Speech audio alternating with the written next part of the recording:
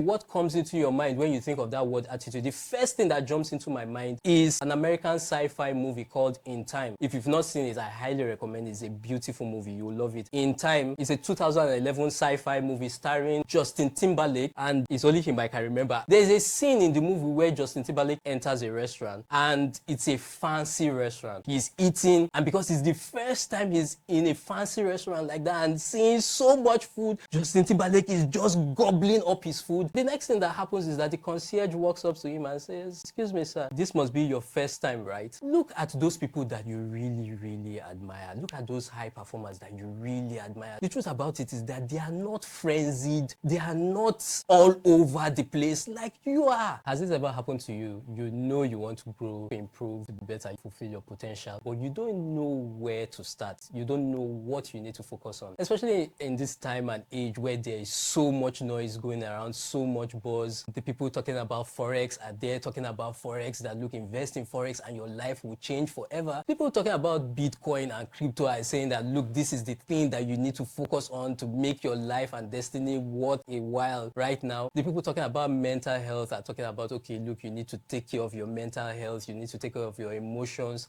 You're just wondering, okay, what exactly should you focus on? It's a new year. Where should I be channeling my energies to? The tech people are saying that if you are going to be relevant, you need to learn a tech skill, and you are wondering, okay, which tech skill do I need to learn right now? Now, one thing I will just quickly say is that while all that is great and wonderful, what I'll quickly do in this video is to quickly jump in and provide you with a framework that will help you achieve that personal growth that you truly desire. Now, the beautiful thing about this framework is that you can apply it to any aspect of your life, be it your finances, business, academics, relationships. Once you have this as a foundation, what happens is that you can grow from there. Because anytime there is a crisis, confusion, that's the time to return to the foundation. Because it's even biblical, right? When the foundation is destroyed, what can the righteous do? So what I want to do is to provide that foundation that you can now take up and grow from there. Now, that framework is what I call hacks for your growth, or better still, you can call it growth hacks. Now, hacks there is H.A.C.K.S, and it's an acronym that I put together that once you are able to put these 5 things in place, you'll be able to experience that growth to a new level in any aspect of your life. Now, where H there in hacks stands for habits. The first place that you need to focus on if you are going to grow in any area of your life is, what habits are you putting into practice? The habits that you practice daily. Because where you are right now is as a result of the habits that you practiced yesterday. Where you are going to be in the future is as a result of the habits that you are practicing today. You have heard it said before, you know all the cliche sayings. The secret of your future, it lies in your daily routine. Success is not a day's job, it's a daily job. Those things might sound cliche, but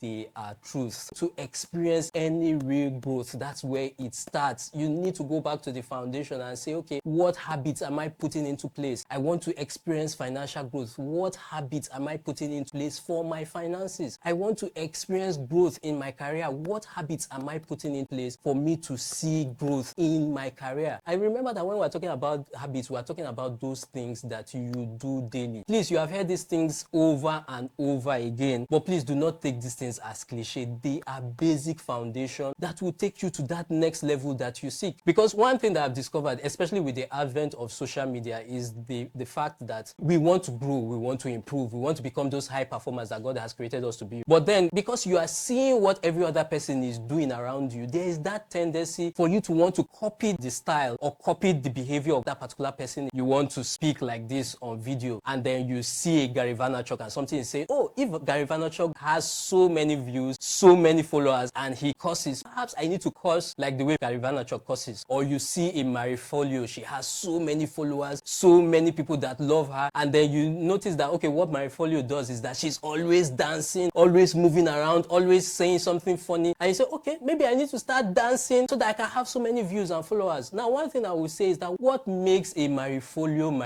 what makes Gary Vaynerchuk a Gary Vaynerchuk, is not the cursing, it's not the dancing, it's the deliberate habits they have practiced day in and day out. If you are going to experience any real growth to the next level, you need to have your habits in place, locked down. Enough said. The next thing I will say is attitude. Your attitude. What attitude do you have in in place for you to experience growth, what's the first thing that comes into your mind when you hear the word attitude? Now, hold that thought. Several years ago, when you mentioned the word attitude, I will quickly say, oh, that's John Maxwell. John Maxwell's book, Attitude 101. Attitude isn't everything. Look, don't worry, I've read all the John Maxwell's books on attitude. But these days, I'm realizing more and more that attitude is beyond reading all the books. You can read all the books in the world and still not have any full grasp on that word attitude. And so it's about that deliberate practice. How are you working on your attitude deliberately? For me these days, when you say, okay, what comes into your mind when you think of that word attitude, the first thing that jumps into my mind is an American sci-fi movie called In Time. If you've not seen it, I highly recommend it. It's a beautiful movie. You'll love it. In Time is a 2011 sci-fi movie starring Justin Timberlake, and it's only him I can remember actually, but he was the star of that movie. I love it. It's a beautiful movie. The movie is about a dystopian world where people spend time as money, literally. So if you don't have time, you are poor. If you have so much time, you are wealthy. Justin Timberlake runs into this man who is being attacked by a group of people, and this guy gives him a century. So what happens is that people can transfer time to you, and he gives him a century. So Justin Timberlake, who was a pauper, all of a sudden becomes so wealthy. Just stay with me, this is where I'm going. There's a scene in the movie where Justin Timberlake enters a restaurant, and it's a fancy restaurant. He's eating, and because it's the first time he's in a fancy restaurant like that and seeing so much food, Justin Timberlake is just gobbling up his food. The next thing that happens is that the concierge walks up to him and says, excuse me sir, this must be your first time, right? For me, that's just the end of the discussion. That look at those people that you really admire. Look at those high performers that you really admire. Those people whose levels of achievement that you really admire. The truth about it is that they are not frenzied. They are not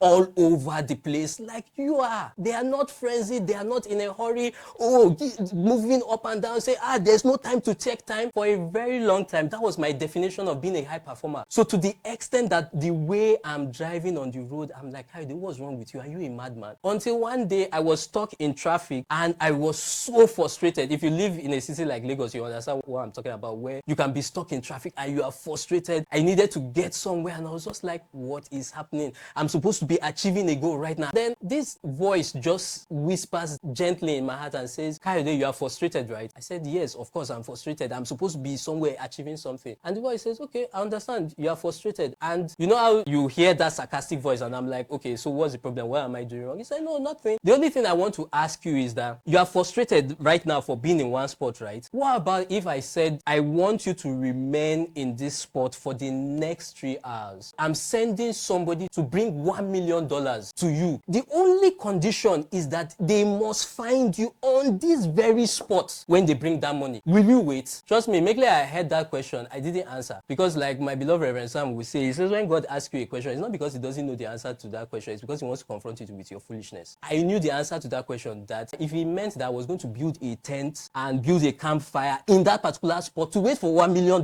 for even the next 3 days, I was going to wait. Then what exactly is your problem? You need to work on your attitude. What we're talking about is having that attitude of peace, having that attitude of patience, where many of the things that you are pursuing and you are looking for turn around and then begin to follow you and look after you. Enough said.